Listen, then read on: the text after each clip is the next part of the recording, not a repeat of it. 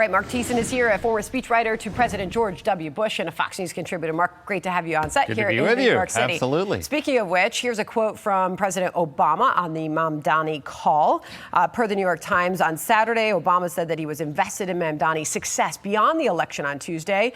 Your campaign has been impressive to watch, said Mr. Obama to Mamdani. According to people in the room, Mr. Obama offered to be a sounding board if Mamdani wins the election, and the two discussed preliminary plans to meet in person at some point in Washington, though no meeting date has been set.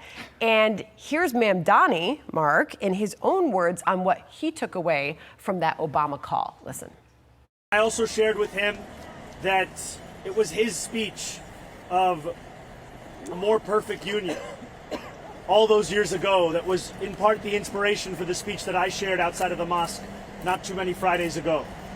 An opportunity to rise above the 24-hour news cycle that is typical in our politics and speak to the soul of this city and the people of this city. So how key will Obama's support in this race ultimately prove to be? Well, I don't know how. This is a deep blue city, and so they probably, Obama's probably fairly popular here. But look, what it means is they own him. Okay, Joe Biden is really not really with us anymore in any. He wasn't really with us during the presidency, and so Obama's sort of the former president, the leader of the Democratic Party out of power.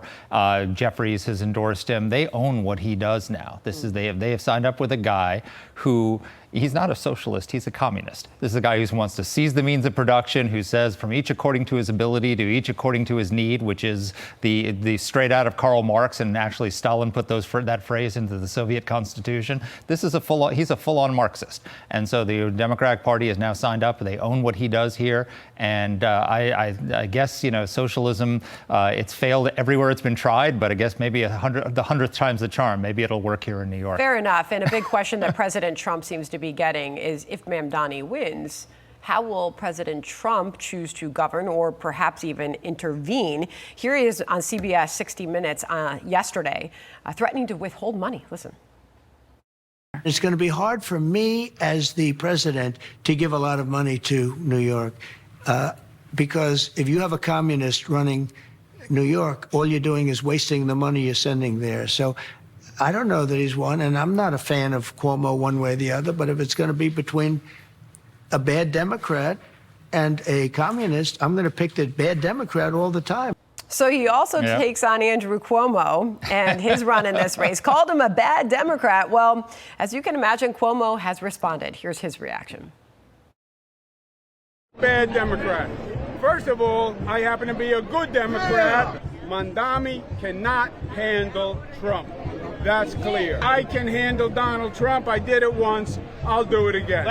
Looking back, were there things he could have done differently here? Maybe prepared for the debate stage, for example? Yeah, I mean, I look at this election like the 1991 governor's race in Louisiana, when you had David Duke, who was a former Klansman, running against Edward Edwards, who had been brought up on corruption charges, and the slogan was, "Vote for the crook, it's important." Well, here we've got a communist running against a sleazy Democrat who was forced out of office in a sexual harassment scandal, who, many New Yorkers hold responsible for the deaths of their grandparents. For New Yorkers, the message is vote for the sleazeball. That's important. Wow. Well, as we showed that poll earlier on socialism gaining favor in the Democrat Party, you'll be happy to know that capitalism still is king when it comes to the Republican Party. According to the newest Gallup poll, those that view capitalism positively among Republicans, 74%. It's less than half, Marc, for Democrats. What is happening here? It is stunning. I mean, the Democratic Party has bought in full anchor into the socialist camp.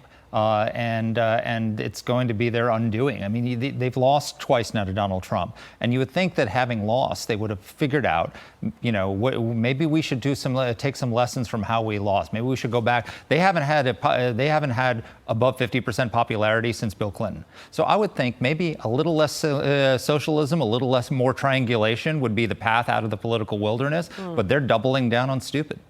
To that point, how many people will leave if Mamdani is elected mayor of New York City? Well, that's the thing. I think Mamdani is a terrible thing for New York. It's a terrible thing for the Democratic Party, but it's a great thing for the Republicans, because what's going to happen is people are going to leave New York for red states like Florida and Texas, and they're going to bring their congressional seats and their electoral votes with them. In the next census, you're going to see a massive shift of congressional seats and electoral college votes to the red states, because the Democrats are doubling down on socialism with Mamdani. Yeah, Jerry Baker from the Wall Street Journal said something very similar, sitting right there last week. Said this will give Trump something to campaign on for the next couple of years, or I should say, at least help his Republicans campaign on. Thank you so much. Thank you, Sandra. Marc, Great to be with being you. Here. Good to see you. Hey everyone, I'm Emily Campagno. Catch me and my co-hosts Harris Faulkner and Kaylee McEnany on Outnumbered every weekday at 12 p.m. Eastern, or set your DVR. Also, don't forget to subscribe to the Fox News YouTube page for daily highlights.